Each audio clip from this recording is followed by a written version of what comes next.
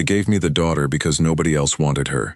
That is not how Director Solvang Kale phrased it when he called me into his office at 4:30 on the morning.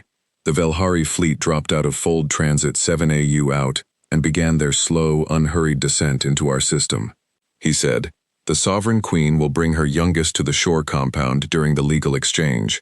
The daughter is 14 approximate human equivalent. She has been assessed by our Xeno site team as non-combatant, non-threatening, and non-communicative.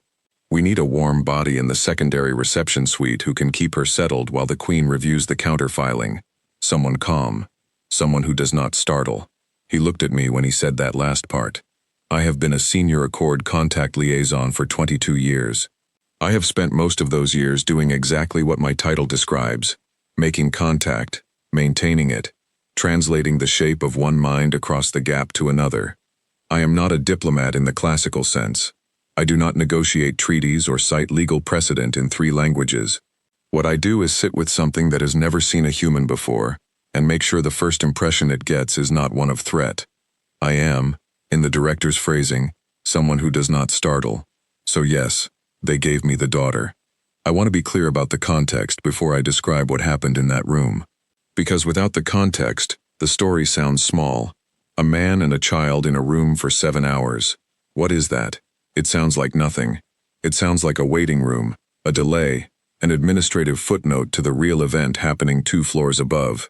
But the real event could not have happened the way it did without what took place in that room. And I have thought about that for years, and I still am not certain I understand it completely. I have been asked to tell it 3 times now, twice by the Accord's Historical Record Division, and once by a graduate student writing her thesis on first contact theory. And each time I have told it, I find something new in it, some small detail that I had not previously understood the weight of. That is the nature of certain kinds of hours. They have more in them than you can hold all at once. The Velhari Sovereign Inspection Fleet arrived in our outer system at 6:12 on the 14th of March. 31 vessels, the command carrier Velhari ascending, 6 kilometers from bow to stern, the largest ship I had ever seen with my own eyes at the time, though I have since seen larger held position at 1.2 AU, and dispatched a formal Sovereign's assessment beacon in the Theron Compact standard transmission format. The beacon announced, in the measured legal cadence of the Compact's registry language, that the Velhari Sovereign Crown had returned to conduct a formal assessment of holding 12 Kale, which is what they called Earth in their colonial registry, after a period of 43,000 years of administrative suspension, and that they expected full access to the holding's surface, resources, and any indigenous populations, as was their right, under Velhari Colonial Charter, Article 3, Section 1. I was at my desk in the Caliph Diplomatic Shore Compound when the beacon's translation crossed my screen. I read it twice, then I went to the window and looked at the sky over the Atlantic, where the orbital defense ring was crossing the daytime blue in 2 bright parallel lines, and the upper silhouette of the Accord Response Formation. 388 warships, staged in Caliph deep shadow since 3 weeks prior, when our long-range monitoring array first caught the Velhari Fold Transit signature at the heliopause, was just barely visible, as a dark band above the cloud layer, if you knew where to look. 43,000 years, Article 3, Section 1. I knew what the counterfiling contained. I had read its executive summary 6 times over the course of my posting here, which was 7 years. The Accord Sovereignty Compact, Section 41, 194 million pages, 43,000 years in the making, built entirely from Velhari law, assembled provision by provision from the Velhari Colonial Charter, the Theron Compact, and 18 subsidiary legal instruments that the Velhari themselves had ratified. It was the single largest legal document ever assembled by human hands, and every line of it had been written in anticipation of exactly the moment that beacon arrived. Not anticipation in the passive sense, not hoping they would come, not dreading they would come, but the active, deliberate, patient anticipation of a civilization that had found the Velhari assessment marker buried in the Azorian seabed 41,000 years ago, and immediately begun preparing for the day the assessment team would return to collect. 41,000 years of preparation, not for war, for law. That is what humanity did with the time. I should tell you what the compound looked like, because the compound mattered. The Calith Diplomatic Shore Facility sat on the Atlantic coast, at the edge of the Calith megacity, purpose-built 4 centuries ago for exactly this category of event. It was not a palace, it was not a fortress. It was a building that had been designed by people who had thought very carefully about what a building needed to communicate to something arriving from a distance of 43,000 years and expecting to find ruins to communicate. We built this. The glass was floor to ceiling on the Atlantic-facing side. The structural members were a dark titanium alloy that the architects had specifically chosen for its visible solidity, and the orbital defense ring was perfectly framed by the upper windows on a clear day, because that had been deliberate too. Director Kale was not a subtle man, neither were the architects. The exchange of preliminary legal instruments took 9 hours on the first day. The Accord transmitted Section 41 in its compressed archival format at 7:49, 4 minutes after the Velhari beacon completed its full transmission. The response formation did not move. The orbital defense ring did not activate. There was nothing to activate against. Not yet, and we hoped not ever. The Sovereign Queen's flag captain requested a review hold of 72 hours to allow the Velhari legal counsel to examine the filing. The Accord granted it. Standard procedure. On the second day, the Queen's legal counsel requested a surface meeting. This is where I came in. The meeting format was standard for a sovereign's assessment contact. The Queen would bring a personal delegation of 7, including her senior legal counsel, her territorial assessor, and 2 of her personal guard. She would meet with the director and his team in the main reception hall on the compound's 2nd floor, a room with ceiling-high windows facing the Atlantic, and a direct sight line to the defense ring overhead. The director had chosen that room deliberately. The daughter was not part of the meeting. She had been included in the Queen's travel party because, as the Xeno-Psych briefing noted, the Velhari royal family traditionally brought their youngest member on sovereignty assessments, partly as a cultural continuity marker, partly as a demonstration of the sovereign's confidence in the safety of the territory being assessed. Bringing a child meant you were not afraid. Bringing a child meant you thought the territory was already yours. The Queen had brought Sail. The name was in the briefing. Sail Velhari, youngest daughter of the Sovereign Queen, by Velhari developmental standards equivalent to a human 14-year-old, though her biology was older than that in some ways, and younger in others. She had been, the Xeno-Psych team noted with careful neutrality, raised in a court tradition that regarded all non-Velhari sapient species as Tier 3 designates, which in their taxonomy meant intelligent enough to be useful, not sufficiently evolved to warrant full diplomatic standing. She had been educated to understand Earth's historical status in their colonial registry as a primitive fauna world. She had been taught, in the way children are taught the axioms of the world they are born into, that the species she would encounter here were below her attention. The briefing used the phrase, "She is unlikely to engage." Sail arrived at the compound at 9:11 on the 3rd day, in the 2nd shuttle of the Queen's party, accompanied by 2 household attendants and a protocol officer who handed me, without making eye contact, a laminated card in Velhari script that I did not need translated. It was the standard non-contact advisory. The household preferred that Tier 3 personnel maintain a respectful distance. The daughter would sit in the secondary reception suite, which had been prepared to her household specifications: specific light levels, specific temperature, specific furniture proportions, derived from the dimensional survey the Velhari had transmitted the night before. She would be comfortable, she would be quiet, she was not to be spoken to unless she spoke first, and she would not speak first.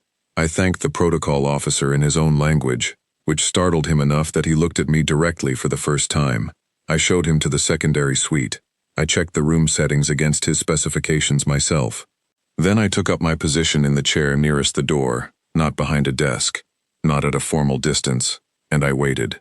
Sele came in last. She was smaller than I expected. The Velhari are, on average, taller than humans by roughly a head, with the elongated limb proportions of a species that evolved in lower gravity. But Sile had not yet grown into those proportions. She was slight, almost narrow, in a formal traveling robe of deep gray, with a Velhari crown mark at the collar, a mark that, in their social hierarchy, carried more weight than anything else in that room, including me. Her skin was the pale, iridescent blue-white that the xenoscience team had noted was typical of the royal line, and her eyes, when she glanced around the room on entering, were a silver gold that I had not seen in any previous Valhari file photograph. The briefing had noted it as a rare recessive expression of their royal genetic line. The last queen with those eyes had ruled 800 years ago. She did not look at me. She chose a seat near far window, the floor-to-ceiling glass facing the sea, and sat down with the careful precision of someone who had been coached in how to sit. And she looked out at the water. The attendants arranged themselves behind her. The protocol officer took a position near the door. I sat in my chair, and I did not speak, and I did not move toward her, and I did not make any of the small social overtures that I might have made with a human child in equivalent circumstances. I had been briefed. I knew what she had been taught about what I was. I was Tier 3 to her. I was below her attention. The kindest thing I could do in that moment was make it easy for her to continue ignoring me. So, I sat, and she sat, and the Atlantic moved outside the window. For about 40 minutes, nothing happened. Then the compound shook. It was minor, a 3.1 magnitude microseismic event, the kind that the Calith coastal shelf produces 3 or 4 times a month. I had felt it 100 times. The windows flexed slightly, a low resonance moved through the floor, and the surface of the water in the carafe on the side table rippled once and went still. Siley did not know what it was. She was on her feet before the resonance finished, her chair pushed back, her body angled toward the door with the particular posture of something that has been trained in threat protocols, chin down, weight forward ready. She had not made a sound. Her attendants had both moved as well in identical trained postures flanking her. The protocol officer had his hand on something at his belt. I did not move. I did not stand. I did not raise my hands in the placating gesture that every first contact manual recommends. I just sat in my chair with my hands resting on my knees, and I said in Velhari, not in the formal registry language, but in the lower court dialect, which the briefing had noted was the household tongue. I said, floor tremor, seismic, happens often here. Nothing moves. She stared at me, not the dismissive non-look of someone ignoring a Tier 3.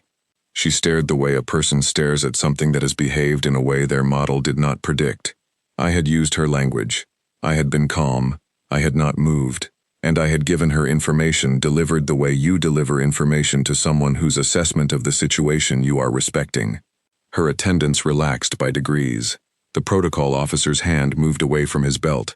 Sale stayed standing for another moment, evaluating me with those silver gold eyes, and then she sat back down. Not in her original chair. She moved to the chair that was 2 seats closer to me. I did not remark on it. I looked back at my own hands, and after a moment I looked out the window with her. That was the first hour. In the second hour I learned that she was watching the defense ring. The orbital defense ring was visible from that window. 4 of the 12 platforms in sequence spaced across the daytime sky, at intervals that made them look like irregular stars caught moving in the wrong direction. They crossed slowly over the course of the morning from east to west. The platforms were not small objects. From the surface on a clear day, each one subtended an arc of sky, roughly equivalent to 2 widths of a full moon. They were visible not as points but as shapes. You could make out the spine structure, the weapon arrays folded to rest position, the running lights cycling at their slow maintenance cadence.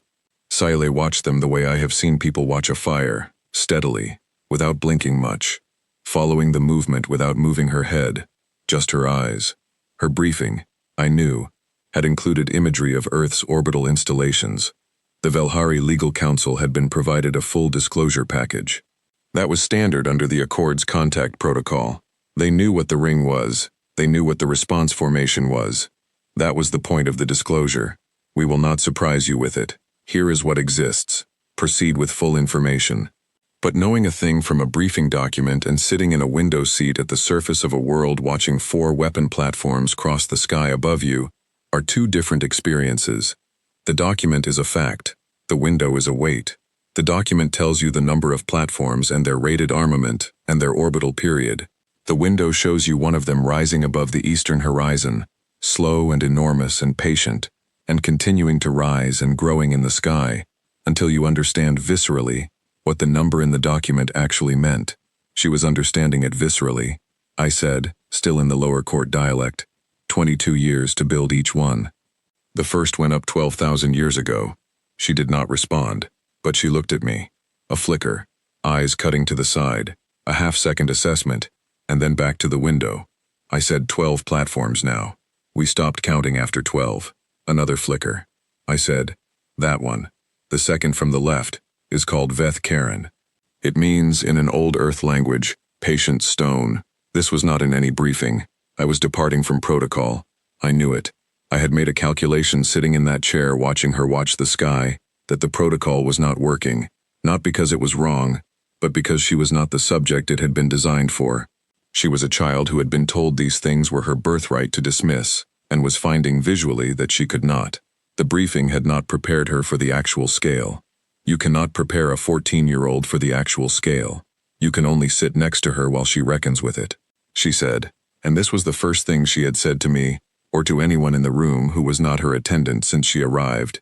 She said in the lower court dialect, flat and precise, they were not there before. No, I said, they were not. How long before were they not there? I looked at the ceiling for a moment, not because I needed to calculate, but because I wanted her to see me take the question seriously. I said, the platforms, about 12,000 years for the first, but the decision to build them, the legal preparation, the engineering survey, the materials commitment, that started 41,000 years ago. She was quiet. Then she said, when we left. When you left? I confirmed. That was the end of the second hour. She did not speak again for a long time, but she moved her chair again, closer, this time by about a meter, so that she was no longer across the room from me, but adjacent to me, angled toward the window. She did not acknowledge the move. She simply performed it with the same coached precision she had used to sit down the first time, and then resumed her observation of the sky, as though she had always been sitting there. Her protocol officer caught my eye from across the room. I read nothing useful in his expression. I looked back at the window. By the third hour, I was running low on quiet. I want to be precise about this. I'm not a person who is uncomfortable with silence. My work requires it.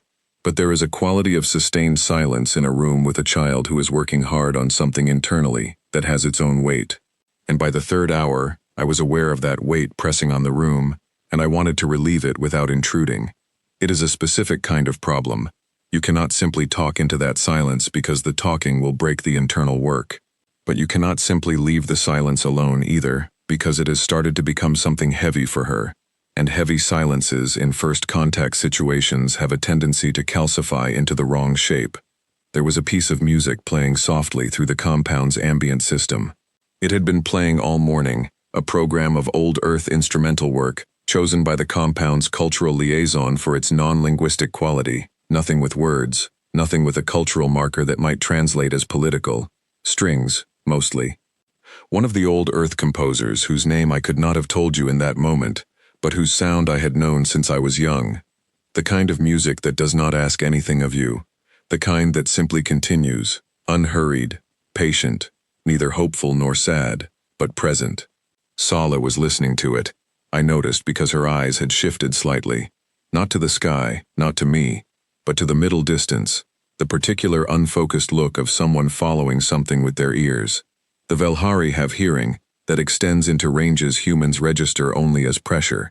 And I had read, in the Xenopsych briefing, that Vilhari young had a stronger response to complex harmonic structures than adults, something about the developmental biology of their inner auditory nerve that made sustained multi-layered sound unusually vivid for them. What a human adult might register as pleasant background sound, a Vilhari child would hear in much greater resolution. The individual bow strokes, the overtones stacked inside the main melody, the resonance of the instrument's body. She was listening to the strings the way she had been watching the defense ring, completely. I said very quietly, old Earth music, more than 2,000 years old. She did not respond immediately. Then she said, it is not what I expected. What did you expect? She took a moment. In my experience, when someone takes a moment before answering that question, they are not searching for the answer. They already have the answer. They are deciding whether to say the true one. She decided. Simpler, she said. More primitive. I did not say anything to that. It did not need a response. She had said the true thing, the thing her education had taught her to expect, the thing the room and the music and the platforms in the sky were currently in the process of revising. I did not want to crowd that revision with my commentary. People who are revising fundamental models need room to do it in. If you talk into the revision, You introduce your own frame, and then the revision is partly yours and partly theirs, and neither is complete. I had learned this in 22 years of sitting in rooms with things that had never seen a human before.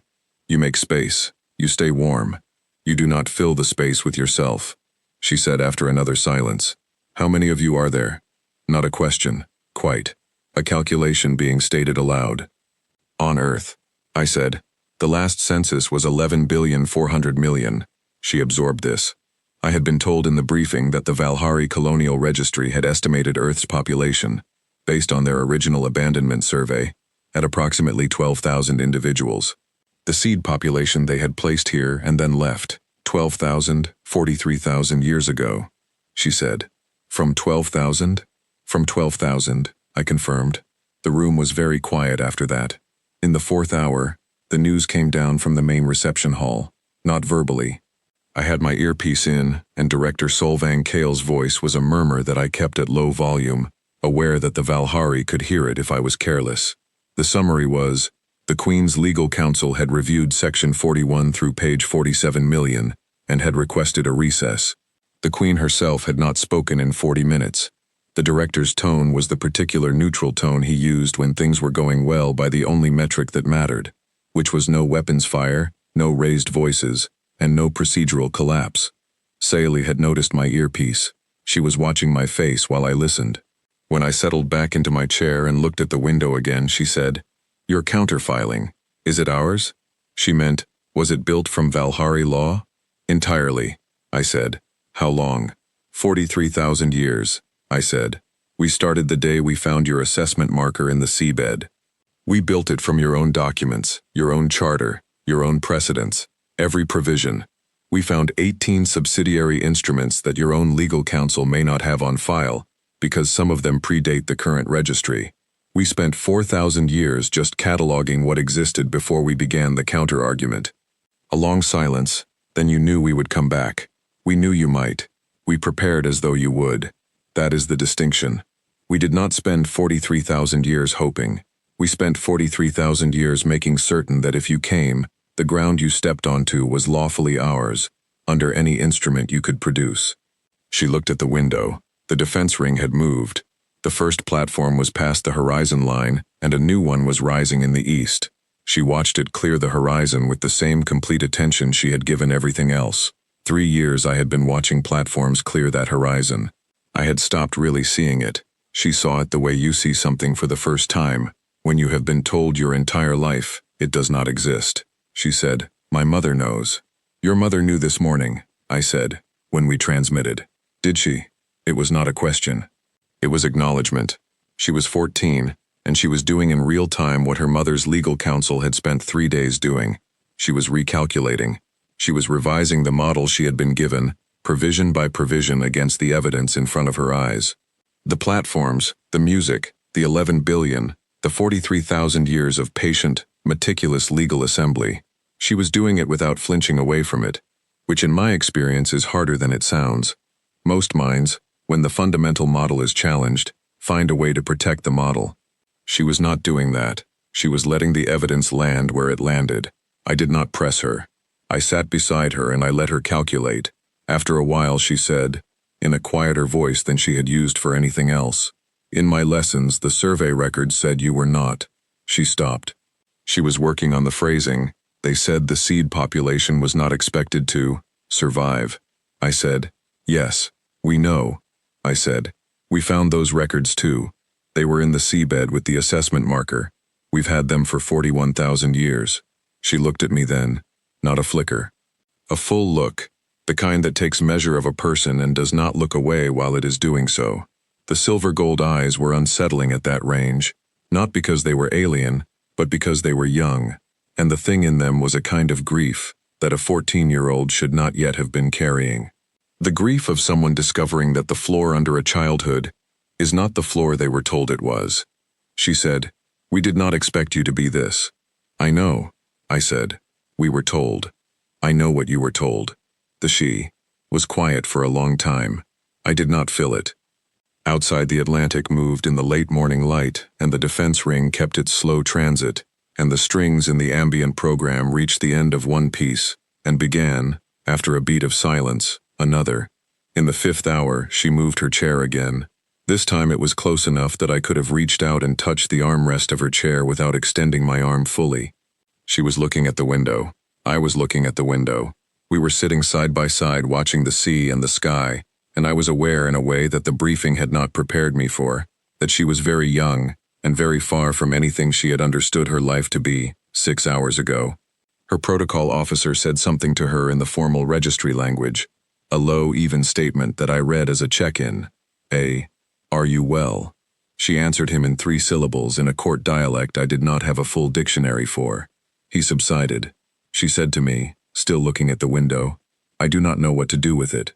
You don't have to do anything with it, I said. You can just sit here. In my court, she said, when something is wrong, when the model is wrong, you are required to. She was choosing words carefully to file a revision, to go on record. It is not acceptable to know the model is wrong and not file. What does that mean for you? I said. It means I will have to tell my mother what I have seen, what I have understood, what the room has taught me. She said this last phrase with a flatness that told me it was a court idiom. What the room has taught me, and my mother will hear it. Will she hear it differently because it comes from you? A pause. Yes, she said, because I was not a participant. I was not part of the legal exchange. I was sitting in the secondary reception suite with a tier 3, I said. She looked at me. The grief in the silver gold eyes had changed shape. It was not gone. It was something older than grief, something that has no clean name, which is the feeling of recognizing that a category you were handed as a child cannot hold the thing you are looking at. I was going to say, she said carefully, with a person. We sat with that for a while. I let it stand in the room the way it deserved to stand. You do not rush past a sentence like that. It cost her something to say it. Not because it was dangerous to say. There was no recording device in the secondary suite, no log being kept of her words, nothing that would carry back to her court as testimony.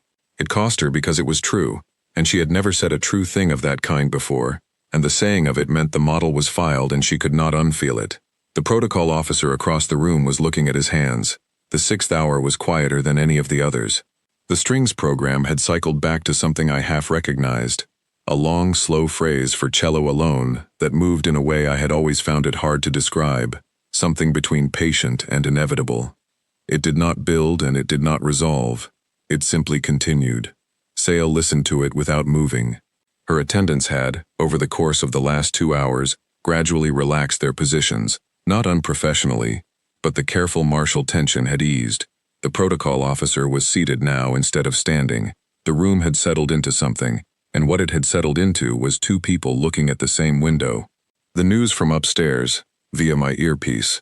The Queen had reviewed section 41 through page 109 million, and had called a second recess.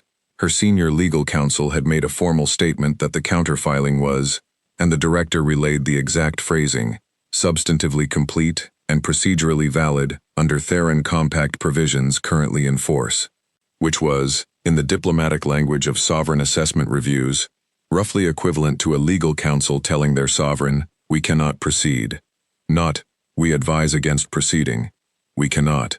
There is no legal pathway forward that does not require us to violate our own law. The Queen had dismissed her counsel for 30 minutes. She was sitting alone in the main reception hall looking out the windows at the defense ring. I did not share any of this with Sale. It was not my information to share. But she may have read something in my posture, because she said without looking at me, it is going badly for us. It is going correctly, I said. For both of us. That is different.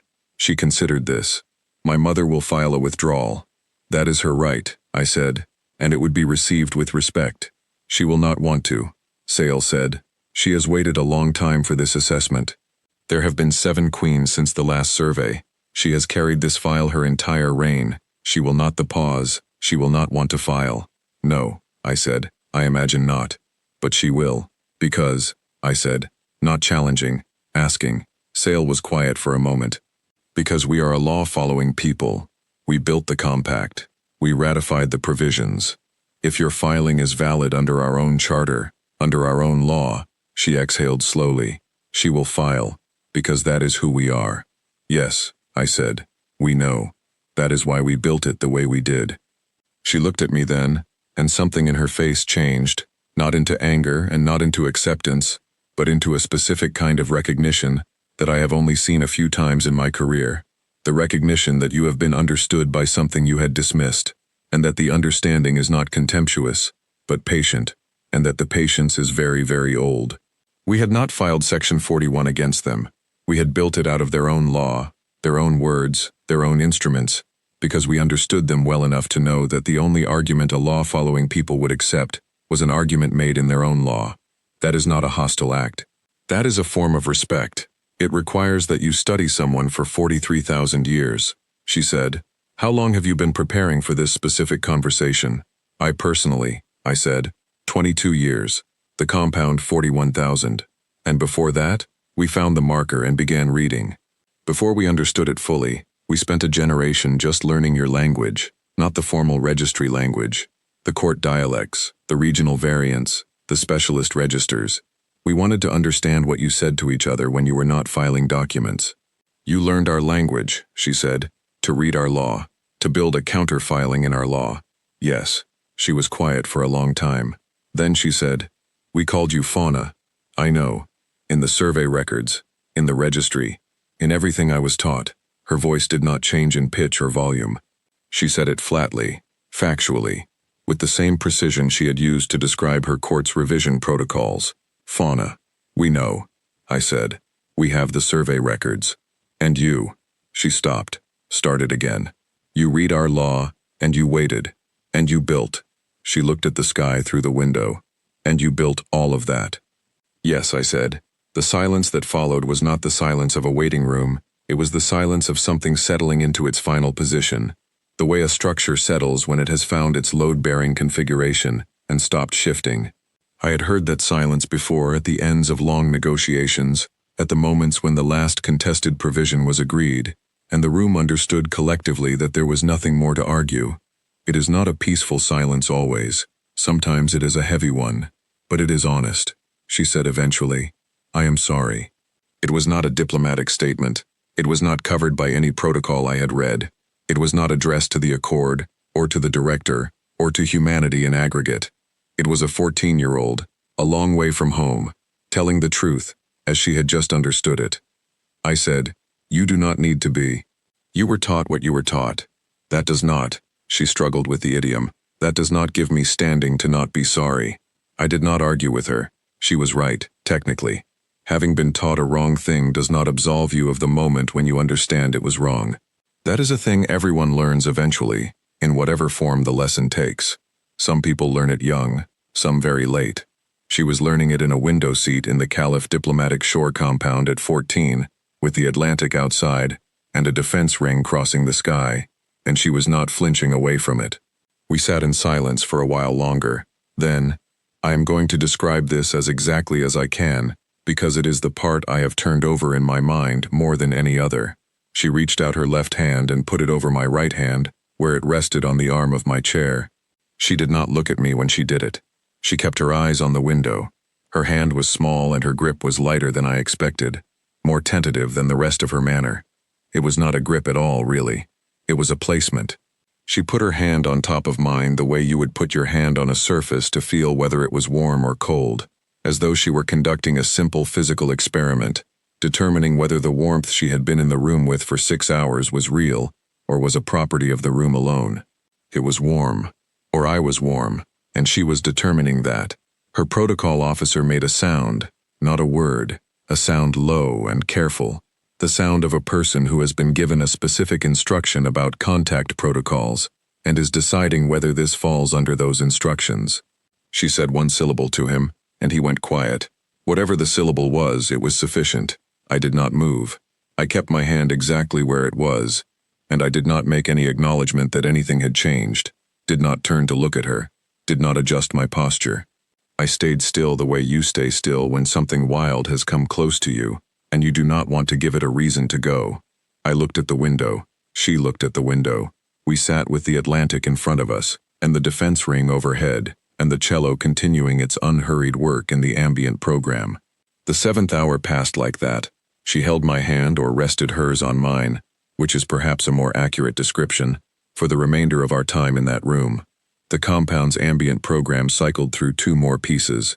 The Atlantic outside moved through its afternoon light. Once, a formation of 3 Accord patrol vessels crossed the sky below the defense ring, running their standard circuit, and she watched them with her head slightly tilted, the way you watch something you are still calibrating. I told her the names of a few of the ships. I told her what the patrol circuit was for. I told her because she asked how many patrol vessels were currently in active rotation around Earth's orbit, and when I told her, she looked at me once with the silver-gold eyes, and then looked back at the window, and did not ask a follow-up. Some numbers are sufficient answers on their own. Her hand did not move from mine the whole time. The attendants had settled into their positions. The protocol officer had his hands in his lap. The room had gone somewhere past tension, past the careful vigilance of the first hours, into something that was simply people sitting quietly in a room while the afternoon moved.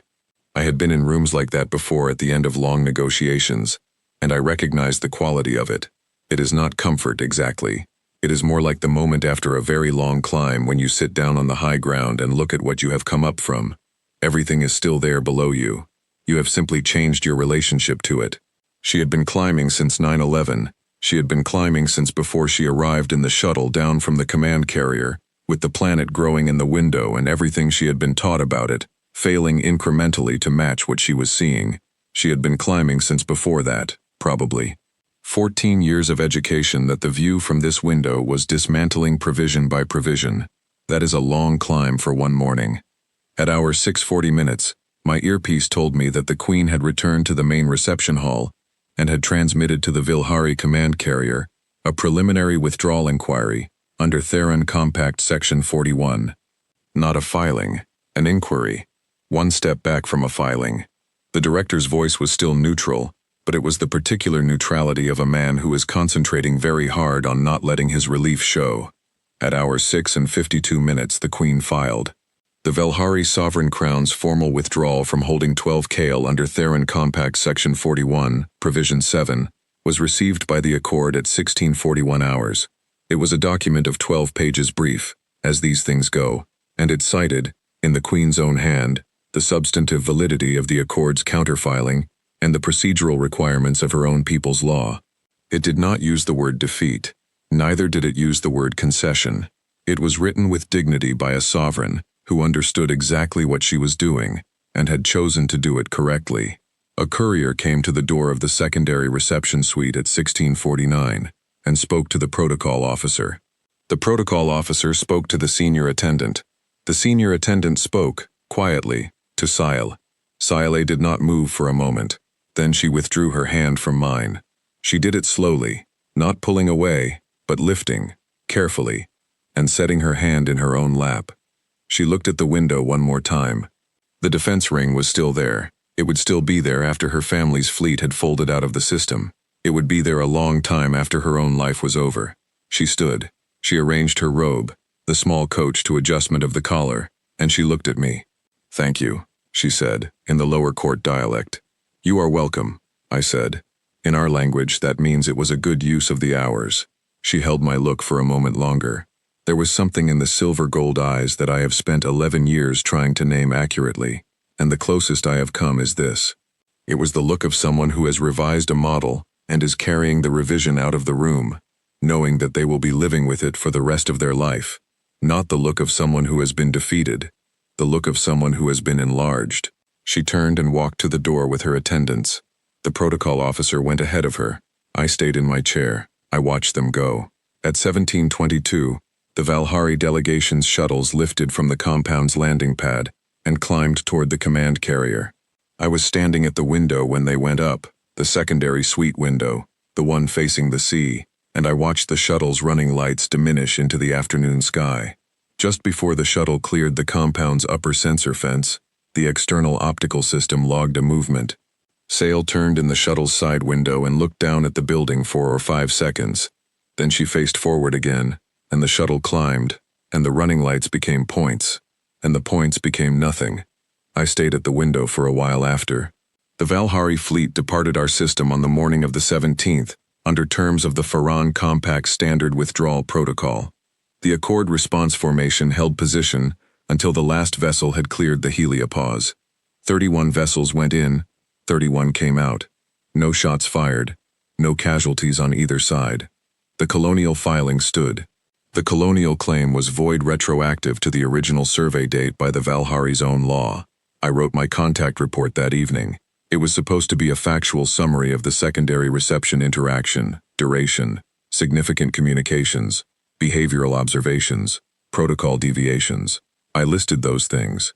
I noted the seismic event and her threat response posture, and I noted that I had departed from protocol by using the lower court dialect without prior authorization, and I noted that the departure had been productive.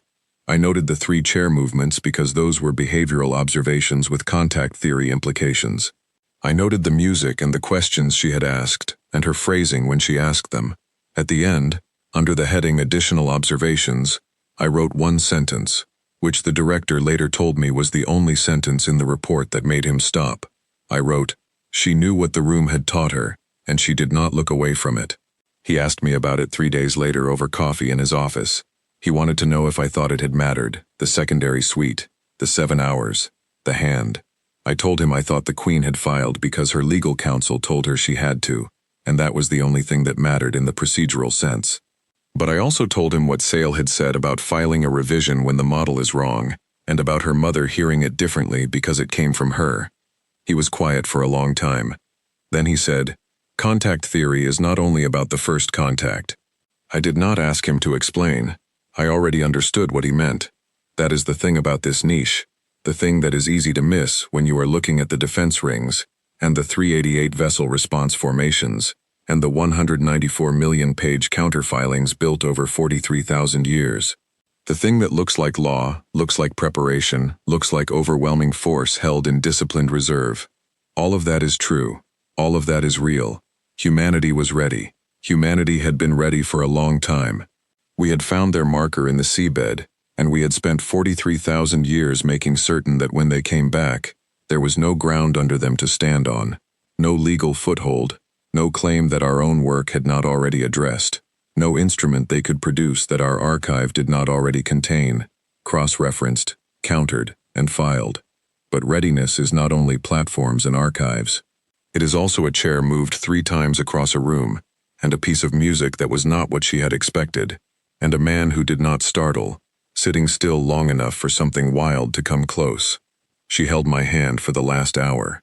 I did not move. I did not speak. I just stayed warm. That was the job. That was always the job. We were ready for that too.